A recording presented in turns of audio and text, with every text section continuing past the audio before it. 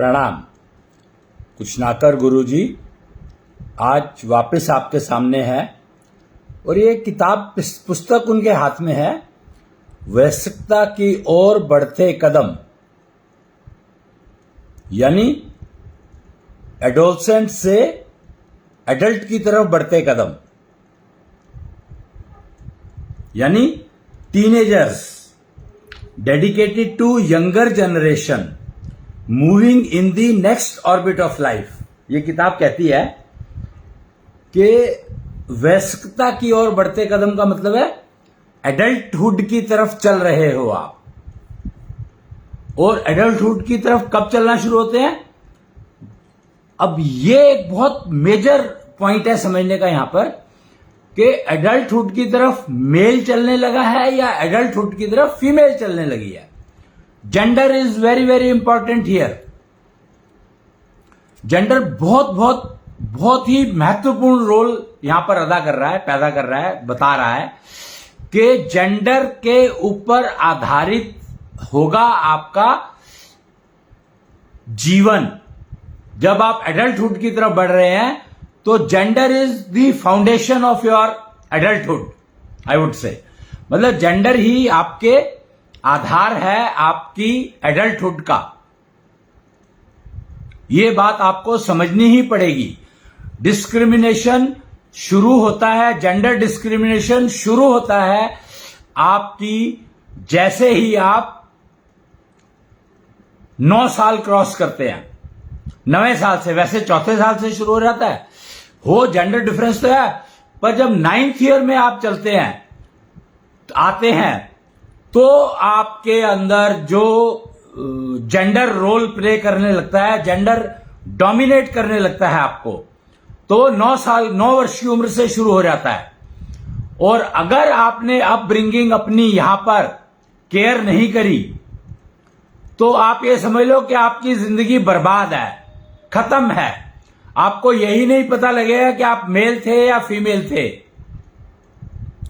Mail की जिम्मेदारियां अलग हैं, फीमेल की जिम्मेदारियां अलग हैं। मेल की कॉल ऑफ नेचर अलग है, फीमेल की कॉल ऑफ नेचर अलग है। जेंडर डिसाइड करता है कि तुम्हारा जीवन कैसे चलना चाहिए आगे। जेंडर आधारित जीवन ही आप ठीक जी सकते हो, नहीं तो जी नहीं सकते। और आज का जो माहौल इतना कंफ्यूजिंग हो गया है, वो क्यों हो गया है? एकमात्र कारण कि हमने लड़के और लड़की को एक जैसा पालना शुरू कर दिया। किसने ये कंफ्यूजन दिया? इतना बड़ा वहम किसने डाल दिया कि जेंडर कुछ नहीं होता है? और उसका नतीजा क्या है? आज पुरुष लड़की बनने को तैयार है, लड़की का जेंडर में जाने को तैयार है। और जेंडर चेंज के ऑपरेशंस कितने ज्यादा बढ़ गए हैं। लोग मर रहे हैं। क्यों मर रहे हैं लोग? सुसाइडल टेंडेंसी क्यों बढ़ रही है कि मैं फीमेल क्यों पैदा नहीं हुआ, मेल क्यों हुआ?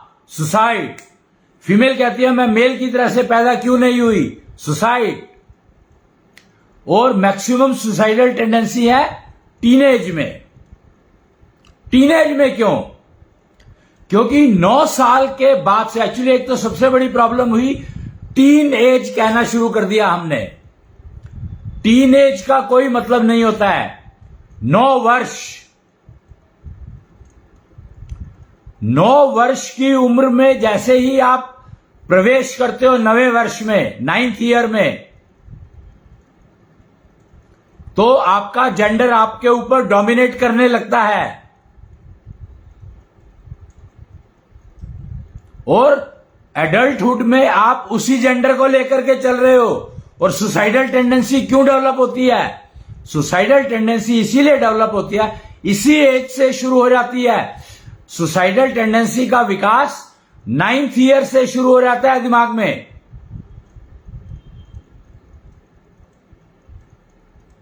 Ninth year. और लड़कियां ज्यादा सुसाइड करती हैं। क्यों? यह समझना ही होगा हमें कि जेंडर डिस्क्रिमिनेशन के नाम पर हम लोगों ने उस कम्युनिटी को सुसाइडल पाथ पर डाल दिया जो कि सबसे महत्वपूर्ण जनरेशन है किसी भी राष्ट्र के लिए, किसी भी नेशन के लिए। एक तो ये कंट्री और नेशन, इसका अंतर आपको समझना ही होगा। तो आज का टॉपिक मैंने क्या लिया है? Pain and pleasure. Pain and pleasure, इन दो शब्दों में ही सारी की सारी दुनिया फंसी हुई है। और सुसाइडल टेंडेंसी के रीजन ही ये दो बने हैं, पेन और प्लीजर। Pain and pleasure. जिसको पेन है वो सुसाइड करना चाहता है, और जिसको प्लीजर है उसकी वजह से दूसरे सुसाइड करना चाहते हैं। सोचो कि दो शब्द आपकी जिंदगी को खा गए और आपको पता भी नहीं लगा कि कब इसने आपकी जिंदगी को खत्म कर दिया।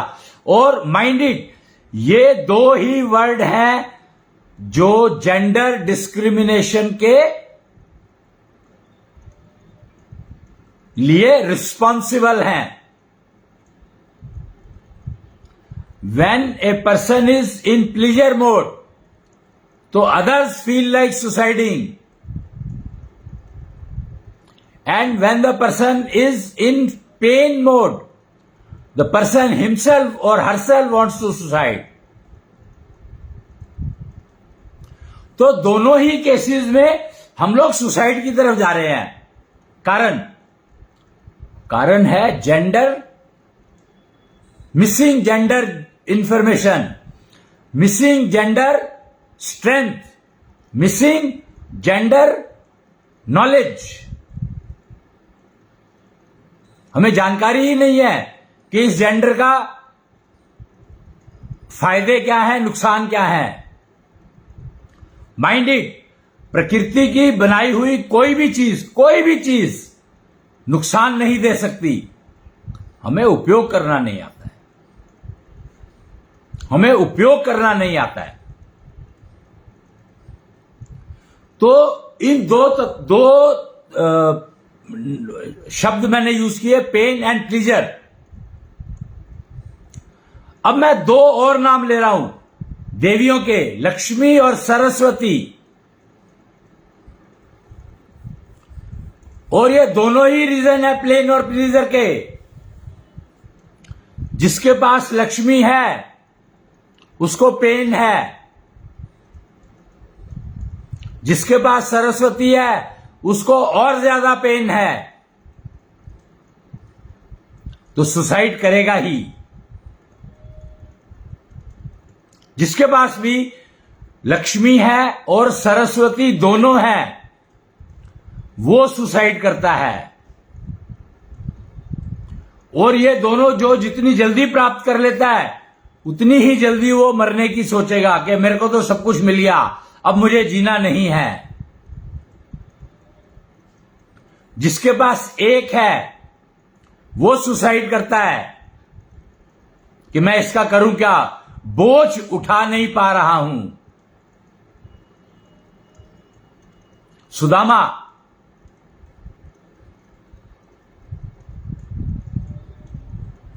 उसको ज्ञान का बोझ था,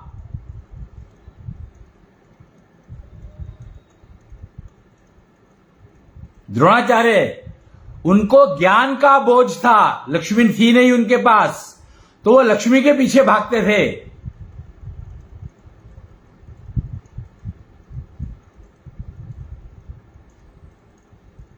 और कमाल देखो, जिसके पास लक्ष्मी है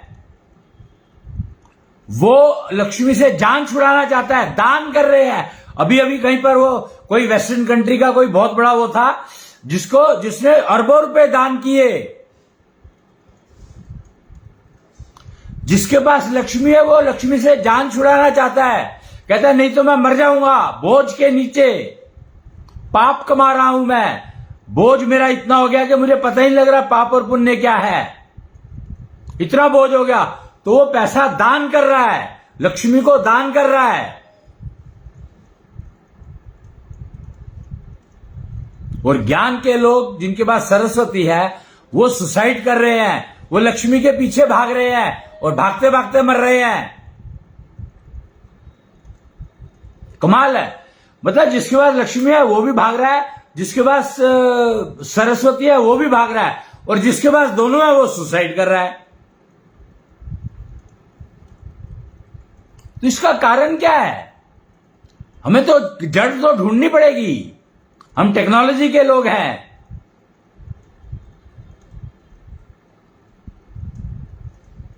और हम सनातन की बात करते हैं, यानी वो टेक्नोलॉजी जो हमेशा चलती रहे, परफेक्ट चलती रहे।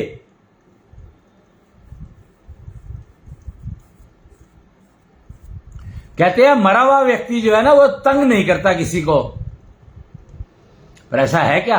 अगर मरा हुआ व्यक्ति तंग ना करे तो उसको दबा करके क्यों आते हैं? मिट्टी में दफना कर क्यों आते हैं? घर में रखें।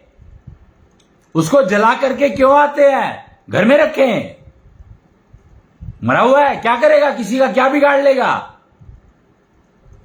सुसाइड क्यों करते हैं लोग? इसीलिए करते हैं कि हम मरे हुए हो गए तो हम किसी को तंग नहीं करेंगे। सुसाइड करते हैं क्योंकि वो किसी को तंग नहीं करना चाहते।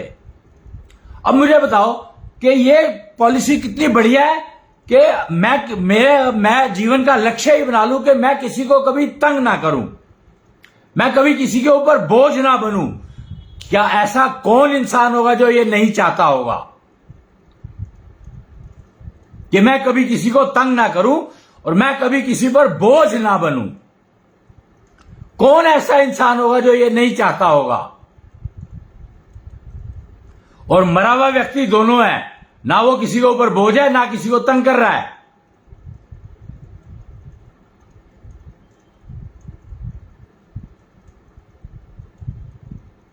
पर उससे सभी लोग तुरंत जान छुड़ाना चाहते हैं, जितनी जल्दी हो सके। और यही रीजन बनता है सुसाइड का, सुसाइड करने का, कि अब मेरे को समझ आ गया कि मैं किसी के ऊपर बोझ नहीं बनना चाहता और मैं किसी के ऊपर किसी को तंग नहीं करना चाहता, तो मैं मर जाता हूं। और वो सुसाइड कर लेता है।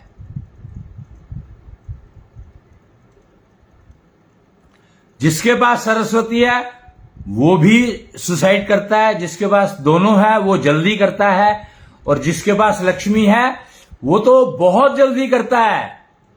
लक्ष्मी सबसे ज्यादा जल्दी ले जाती है सुसाइड की तरफ, इसलिए लोग दान करते हैं। और दान लेने वालों को यह समझ नहीं आता कि भैया वो अपनी जो सारे पाप कर्म है वो तुम्हें दे रहा है। दान लेने वाले दान ले लेते हैं।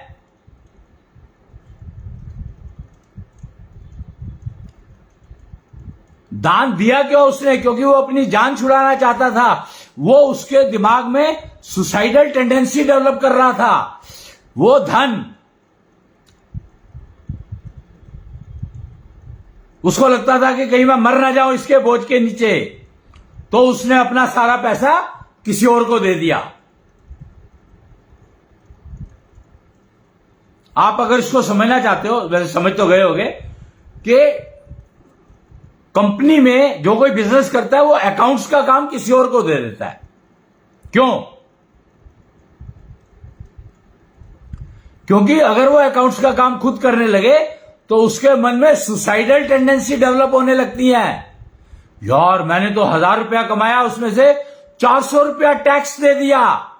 यही अपने आप में एक सुसाइड का बहुत बड़ा विषय है। फेसबुक पे, सोशल मीडिया पे उठाकर देखो, 90% लोग ये क्रिप कर रहे हैं कि मैंने टैक्स दिया, उसके लिए मुझे मिला क्या? कमाल है भैया। उसमें तुमने टैक्स दिया क्या? अपनी जेब से दिया क्या? तुम्हारी जेब में जो 1000 रुपए डाला वो किसने डाला? वहां पर कहते हैं हमने मेहनत करी। तुम्हारी मेहनत को कोई 2 पैसे को नहीं पूछता है। क्यों करवाएगा कोई तुम्हारे से मेहनत? कोई तुम्हें तंग क्यों करेगा? कोई तुम्हें तंग क्यों करेगा? कारण बताओ। तुम गए उसके पास कि मुझे मेहनत करनी है, मुझे काम दो। तुम गए थे उसके पास, वो नहीं गया तुम्हें बुलाने के लिए, कोई भी नहीं गया। पर यह बात समझ में कैसे आएगी कि भैया मांगने तो मैं गया था काम, डॉक्टर के पास मैं जाता हूं, डॉक्टर नहीं आता मेरे पास।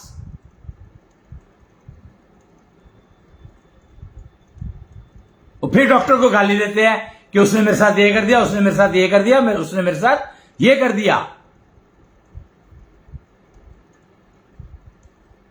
डॉक्टर पेन, तुम्हारा पेन था, तुम गए, पेन किलर दे दी उसने, प्रॉब्लम क्या है? तुम काम मांगने गए, उसने काम दे दिया, प्रॉब्लम क्या है? पैसा क्यों चाहिए तुम्हें? तुमने काम मांगने गए थे, तुम्हें काम दे दिया, पैसा किस बात का? समस्या यही है कि हम पैसा मांगने गए थे, पर हमने ये नहीं कहा कि हमें पैसा दे दे, हमने कहा तू हमें काम दे दे। बेईमान कौन? काम मांगने वाला बेईमान है और कहेगा काम देने वाले को बेईमान। बताओ, अगर तुम काम मांगने गए हो तो तुम्हें क्या हक है कि काम के अलावा तुम्हें कुछ और मिले? कोई हक नहीं है, एक पैसे का भी हक नहीं है। तुम्हें काम दिया उसने, यही एहसान है तुम्हारे ऊपर। यह एहसान है, एहसान कि उसने तुम्हें काम दे दिया। तुम मांगने गए थे, तुम्हें मुंह मांगा, मतलब कमाल है, तुम्हें मुंह मांगा काम दे दिया, फिर उसको तुम कह रहे हो कि तूने हमें पैसे नहीं दिए। इससे बड़ी शर्मनाक बात और क्या हो सकती है किसी भी इंसान के लिए? अगर वो इंसान है तो वो काम मांगने गया है तो काम करके वापस आ जाना चाहिए उसको। काम मांगने वो गया था या वो गई थी।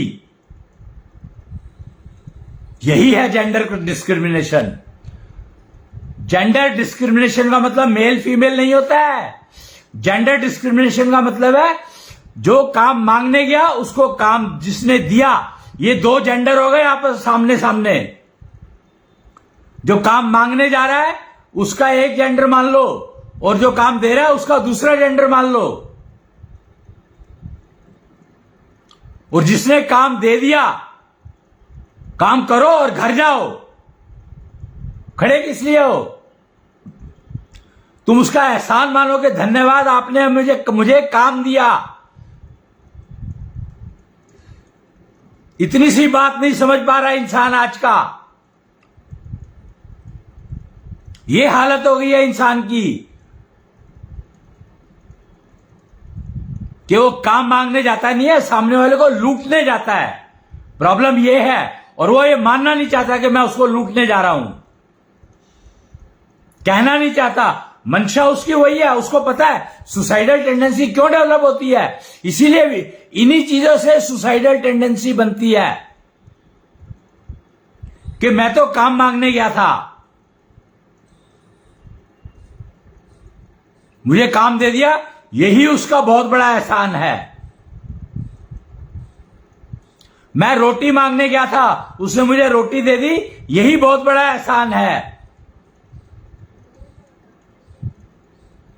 मैं पैसे मांगने गया था, उसने मुझे पैसे दे दिए, यही बहुत बड़ा एहसान है। फिर काम मत मांगो, पैसे मांगो। पहले समझ तो लो कि तुम मांग क्या रहे हो। फिर कहते हैं हम पाप कमा रहे हैं। पाप कमाना किसको कहते हैं? पाप कमाना इसी को कहते हैं।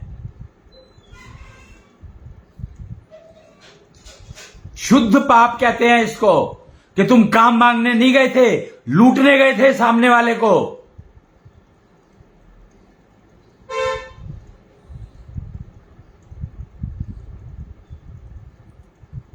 और क्योंकि उसने तुम्हें काम दे दिया, अब तुम्हें उसको मारना है। क्योंकि उसने काम दिया क्यों? मैं तो उसको लूटने गया था, पर मैंने कहा नहीं कि मैं तेरे को लूटने आया हूं।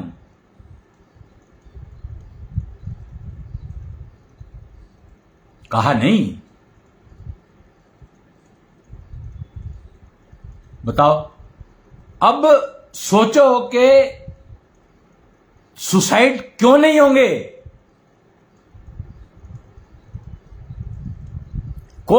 हर इंसान के मन में आज की तारीख में मरने की इच्छा है। जबकि इसकी इच्छा की जरूरत क्या है भैया, मरोगे तो हो ही, पक्का है। अगर तुम कष्ट मुक्त मृत्यु चाहते हो तो सारा दिन कपालभाति करो, सारा दिन, माइंड इट, सारा दिन कपालभाति करो, आप कभी भी कष्ट में नहीं मरोगे, पक्की बात है।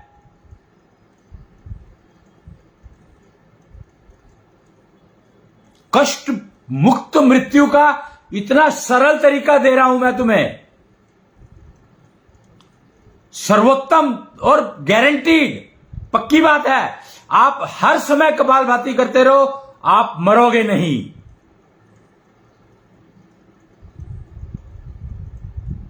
कपालभाति मतलब 1 सेकंड में 1 सांस छोड़ना है, मरोगे नहीं, पक्का, गारंटीड। कष्ट मुक्त, कष्ट में नहीं मरोगे तो किसी के ऊपर बोझ नहीं बनोगे। और कपालभाति करने का एक और एडवांटेज है कि आपके मन में लूटने की शंका नहीं आएगी, लूटने की टेंडेंसी नहीं होगी, तो पेन से मुक्ति मिल जाएगी।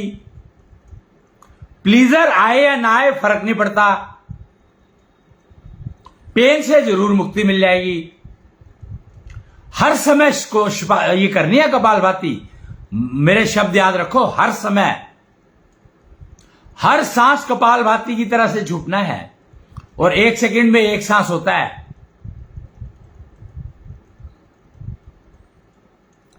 कपालभाति करता क्या है, अब मैं आपको बताऊंगा कपालभाति करने का एडवांटेज क्या है। कपालभाति में आप सांस छोड़ते हो ऐसे,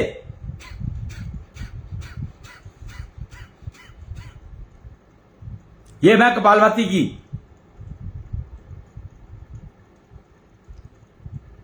कपाल,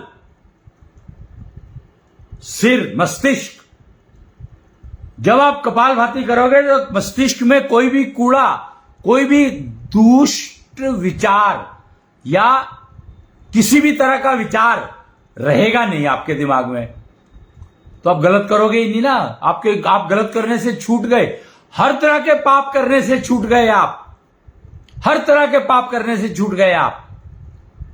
कंडीशन है क्या, कपालभाति हर समय करनी है, क्योंकि विचार हर समय आते हैं, तो हर समय बाहर फेंकने हैं।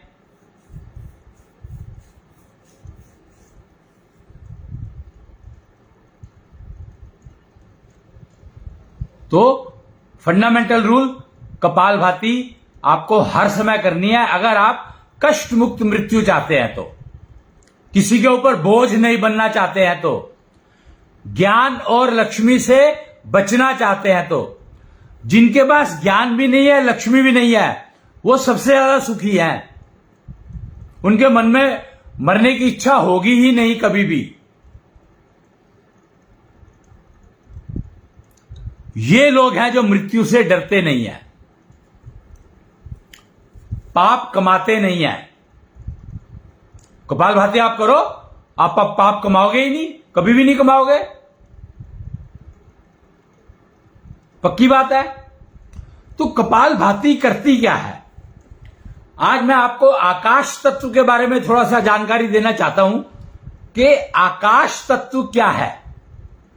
पेन और प्लीजर, ये दोनों जो शब्द हैं, ये दोनों शब्द डायरेक्टली आकाश तत्व से जुड़े हैं। और वो कहते हैं कि ग्रेविटी, एक शब्द सुना होगा आपने, ग्रेविटी, तो आपका जो ग्रेविटी है वो आपको नीचे खींचती है, किसी भी चीज को ग्रेविटी कहते हैं ना, न्यूटन लॉ के ग्रेविटी नीचे खींचती है। भैया अगर ग्रेविटी नीचे खींचती है तो पेड़ ऊपर की तरफ कैसे चला जाता है, इंसान बड़ा कैसे होता चला जाता है, ग्रेविटी होगी तो छोटा करेगी ना, खींचेगी अंदर की तरफ, तो बड़ा कैसे होता चला जाता है। यह है आकाश तत्व का कमाल, कि जितना अच्छा आपका आकाश तत्व मेंटेन्ड होगा वेल मेंटेन्ड, उतना ही आप प्लीजर में रहोगे।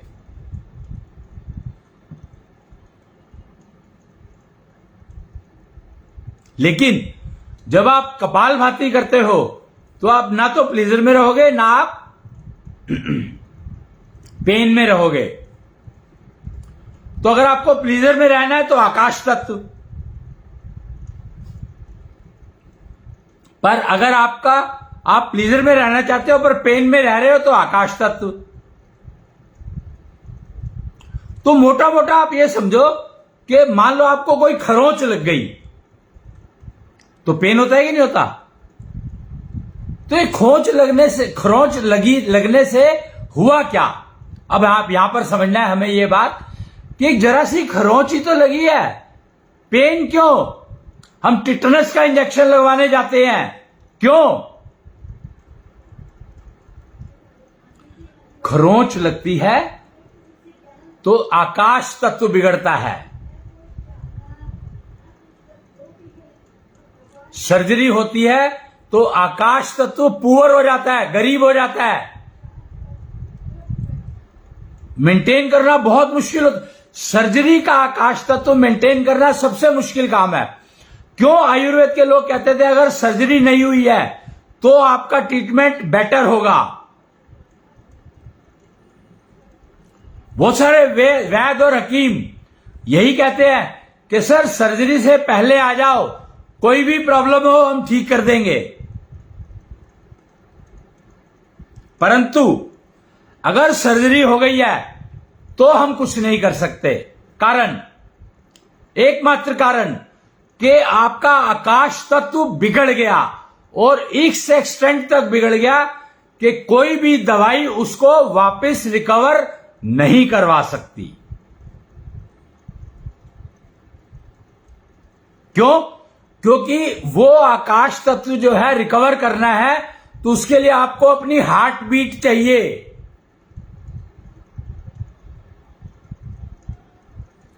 आकाश तत्व हार्ट बीट से डायरेक्टली कनेक्टेड है।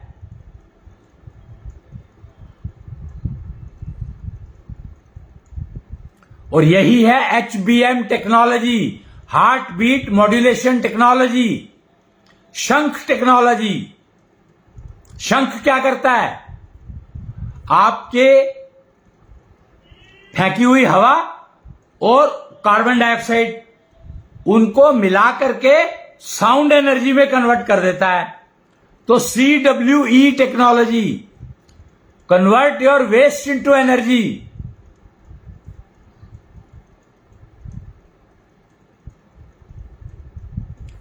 आकाश तत्व का महत्व हमें समझना ही होगा। जरा सी खरोंच लग जाए, जरा सी ब्लेड से हाथ कट जाए, सर्जरी और ब्लेड से हाथ कटना अपने आप कट गया, फर्क है दोनों में। चाकू से काम करते हुए हाथ कट जाता है कई बार। आकाश तत्व तो उससे भी डिस्टर्ब हुआ पर वो रिकवर हो सकता है।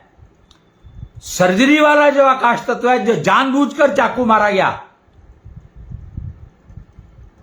तो वो आकाश तत्व डिस्टर्ब, रिकवरी बहुत मुश्किल है, वेरी वेरी डिफिकल्ट।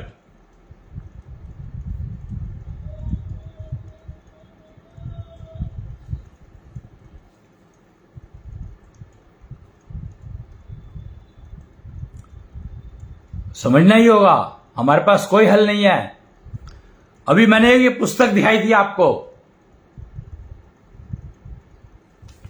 इसमें लिखा है नाड़ी, carrier of the signal having information about the disorders and time it will take to get converted into disease.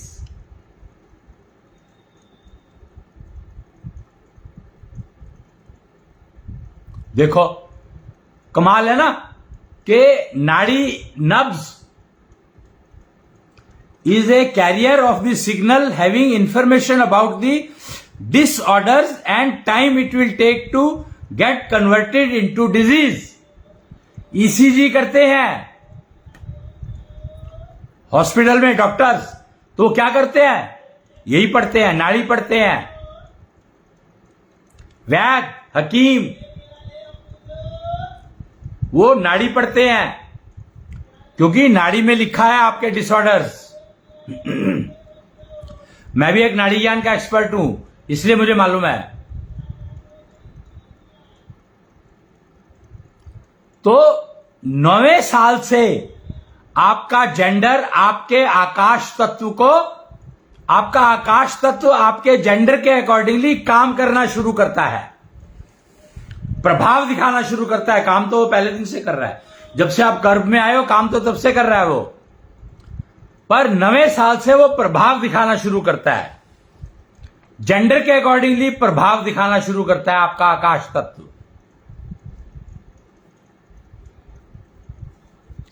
और अब तो कहते हैं कलयुग में तो ये पोजीशन हो गया है कि ये 2 साल की लड़कियों को पीरियड शुरू हो जाते हैं।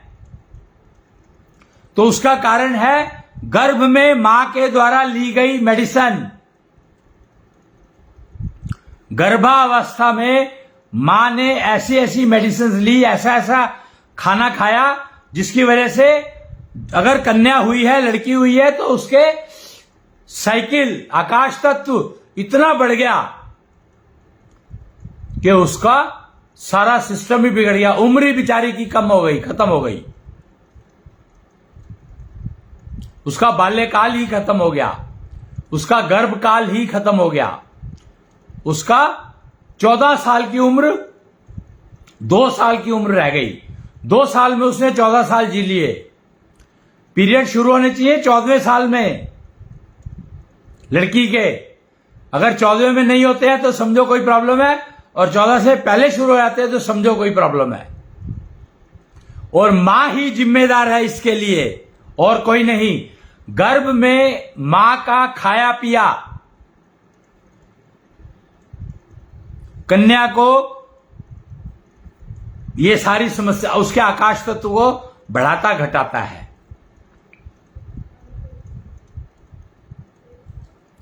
तो आपको आकाश तत्व युक्त चीजें कम खानी चाहिए।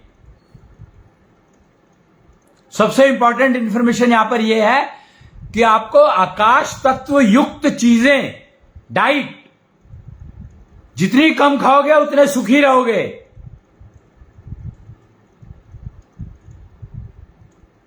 यही सत्य है, यही तथ्य है, यही समय है, सही समय है।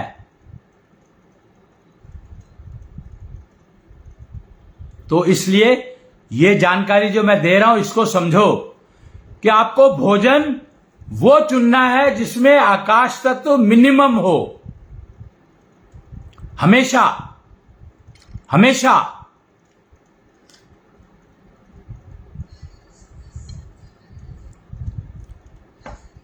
याद रखो। और महिलाओं को खासकर, यहां पे जेंडर इज वेरी इंपॉर्टेंट। आकाश तत्व कम होना चाहिए, जो भी खाओ ये सबके लिए है, पर महिलाओं को तो ऑलमोस्ट 0, 15% से ज्यादा आकाश तत्व होना नहीं चाहिए। और हम लोग जो खाना भोजन करते हैं उसके अंदर 70% आकाश तत्व खा लेते हैं हम लोग। पता है आपको प्रॉब्लम कहां हो रही है?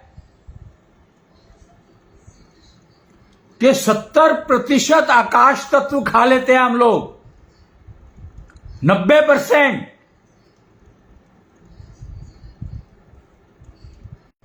इमेजिन क्या होगा आपका,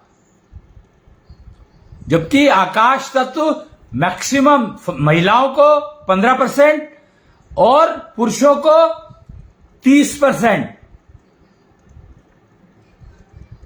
इससे ज्यादा खाना अलाउड ही नहीं है किसी भी मानव को। ये मानवों की बात कर रहा हूं मैं, बाकी किसी योनि की बात नहीं कर रहा, मानव शरीर की बात कर रहा हूं, जेंडर बेस्ड। तो आकाश तत्व आधारित भोजन,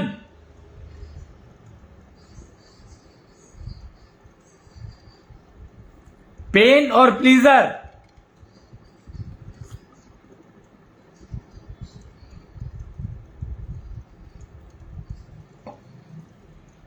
अब आपको पता करना पड़ेगा कि किस चीज में आकाश तत्व होता है, किस चीज में नहीं होता है। एशो लैब, AESHO, एशो लैब में डायग्नोज होता है। 11,000 रुपए लगते हैं। जिसको भी कराना है करवा लेना। अपना नहीं, अपना तो कराओ, अपना भी करा सकते हो। अपना कराना चाहो अपना करा लो, क्योंकि सबका अपना अपना तो है ही।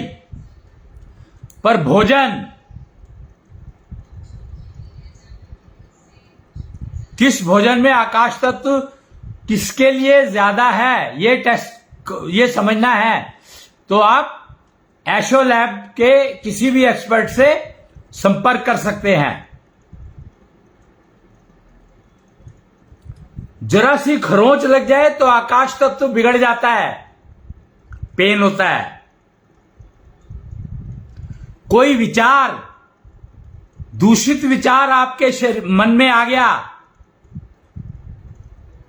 तो वो पेन देगा, आकाश तत्व बिगड़ गया। विचार ही आकाश तत्व को बिगाड़ देता है। आकाश तत्व इतना सेंसिटिव होता है,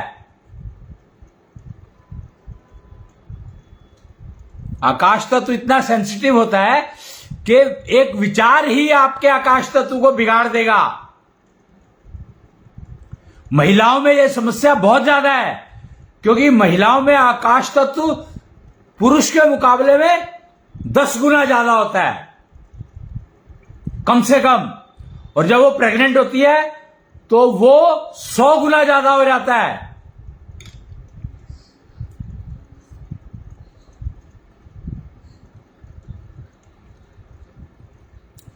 और अगर लड़की गर्भ में हो तो 1000 गुना। समझ लो ये बातें। तो आपको चेक कराने की जरूरत नहीं है कि लड़का है लड़की है, क्योंकि आकाश तत्व तो आपको मिनिमम रखना है।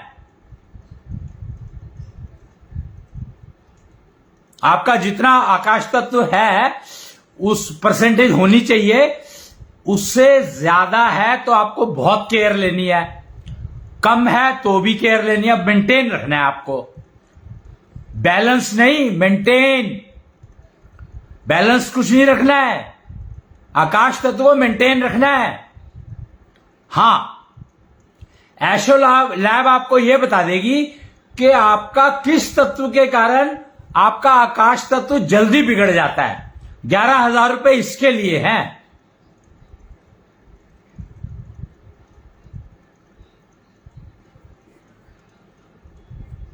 तो वो एक कहावत है, जिंदगी झंड फिर भी घमंड। क्यों? यही कारण है कि जिंदगी झंड है आकाश तत्व के बिगड़ने से। घमंड इसलिए क्योंकि मैं बाकी तत्व खा लेता हूं, आकाश तत्व का मुझे पता ही नहीं है, मैं पता ही नहीं रखता। Ignorance is a bliss, but ignorance of law is not a bliss and it is a law of nature. So ignorance of law can never be a bliss. आकाश तत्व के महत्व को समझो। आकाश तत्व को कोई चॉइस ही नहीं है आपके पास, कोई चॉइस ही नहीं है आपके पास।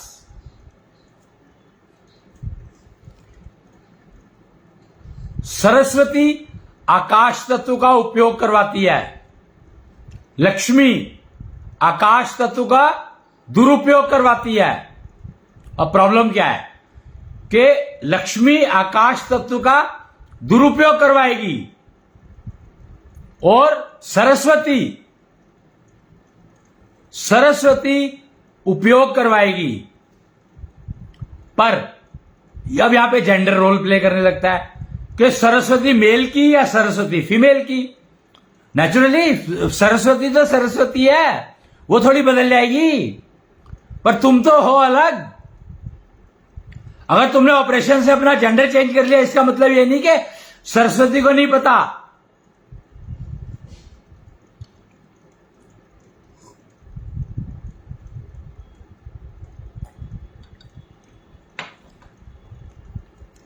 लक्ष्मी को नहीं पता। लक्ष्मी हमेशा आपके आकाश तत्व का आपसे दुरुपयोग करवाएगी, ये पक्की बात है। और सरस्वती सदुपयोग करवाएगी, उपयोग करवाएगी, सदुपयोग और दुरुपयोग नहीं, उपयोग करवाएगी।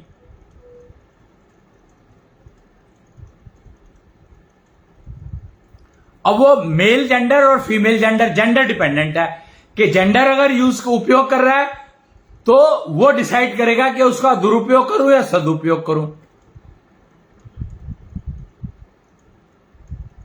तो डिसीजन जेंडर के ऊपर है। सरस्वती के मामले में जेंडर के ऊपर है और लक्ष्मी 100% दुरुपयोग ही करवाएगी, चाहे जेंडर कोई भी हो। और कंफ्यूजन बड़ा इसीलिए है जेंडर के ऊपर क्योंकि लक्ष्मी दिखती है, सरस्वती सुनती है। लक्ष्मी दिखती है, सरस्वती सुनती है, यह फर्क है।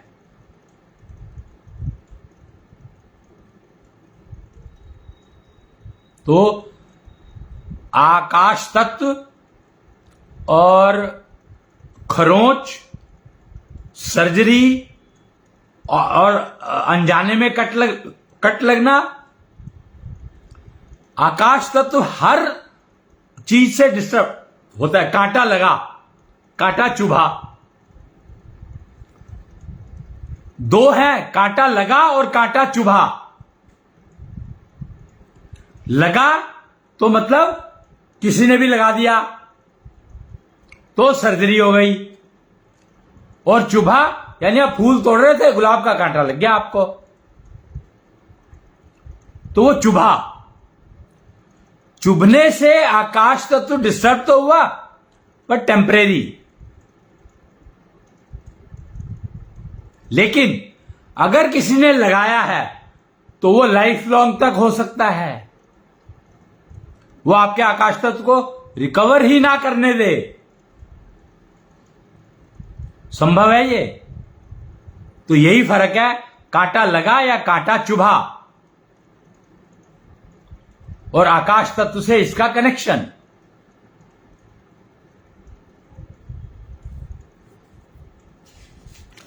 ये पुस्तक के बारे में फिर मैं आपको बताऊंगा आगे नेक्स्ट उसमें, पर इसमें एक स्लाइड है जो मैं आपको दिखाना चाहूंगा।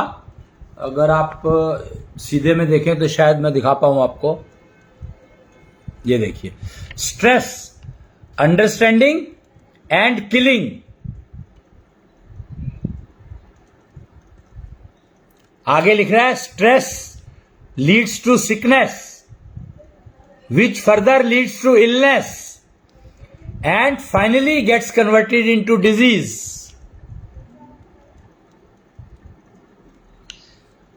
सबसे पहले स्ट्रेस आता है, फिर वो सिकनेस में कन्वर्ट होता है, फिर वो इलनेस में कन्वर्ट होता है, उसके बाद डिजीज बनता है, बीमारी बनता है। इलनेस और डिजीज में भी फर्क है। तो पहले 3 स्टेप का समझो कि आकाश तत्व आपका डिस्टर्ब होना शुरू हुआ स्ट्रेस से, पहले स्टेप से। सिकनेस में बदला यानी आकाश तत्व बिगड़ गया। इलनेस में बदल गया तो समझो कि बर्बाद हो गया, और फिर वो बीमारी दिखा आपको। तो जो फर्स्ट स्टेज का कैंसर कहा गया आपको, जिसको फर्स्ट स्टेज का कैंसर कहा जाता है, जिसका पता बड़ी मुश्किल से लगता है, वो डिजीज है। उससे पहले की ये 3 स्टेजेस और समझ लो आप। तो कैंसर आप यहां पर ही ठीक कर सकते हो। आकाश तत्व को समझना होगा इसके लिए।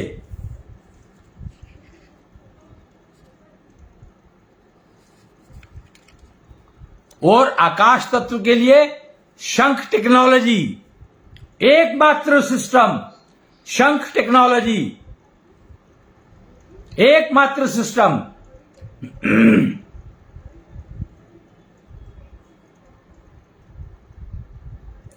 तो कौन सा भोजन का मैंने बता दिया आपको।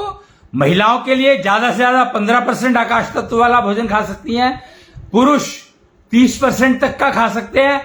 अवॉइड करें तो बेटर है, 0 हो नहीं सकता, कुछ ना कुछ जरूर होगा। आकाश तत्व 0 कभी नहीं हो सकता।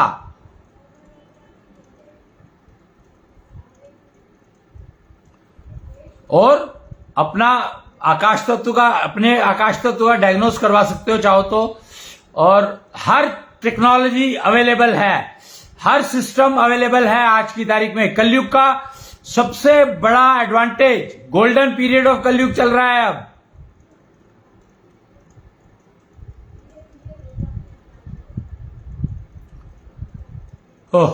तो आज के लिए इतना ही।